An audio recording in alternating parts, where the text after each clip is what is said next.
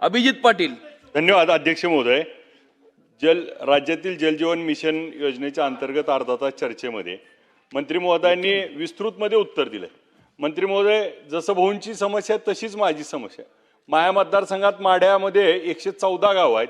आपण कागदावरती त्या ठिकाणी कंप्लीट 34 दाखवल्यात, पण ज्यावेळेस आम्ही डीपीडीसीच्या मीटिंगमध्ये किंवा आम्ही जिल्हाधिकाऱ्यांच्या मीटिंगमध्ये 2 नळाला फक्त पाणी येत होतं आणि अधिकाऱ्यांनी मात्र कंप्लीट असं त्या ठिकाणी दिलंय आणि मग त्याची बिलं मिळाली असणार आहेत. दुसरी त्याच्याबरोबरीनं माझ्या पंढरपूर तालुक्यात त्या ठिकाणी 81 गावापैकी 24 आणि माळशिरस तालुक्यातल्या 32 पैकी 11 कंप्लीट असं दाखवलंय.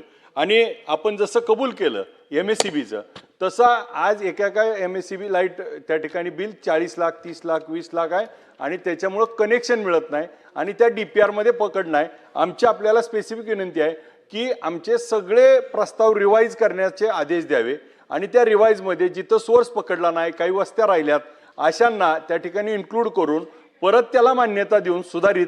कारण पहिले ज्यांनी केले त्याला काय अक्कल होती का नव्हती हा प्रश्न होता.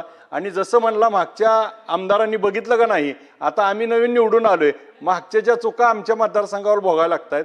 त्यामुळं हे सगळे प्रस्ताव रिवाईज करून देण्यात यावे आणि प्रत्येक घरात नळ हर घर जल नळ पाहिजे, तर त्याच्यासाठी असणाऱ्या सगळ्या अडचणी सोडवण्यासाठी आपण आदेश करणार का?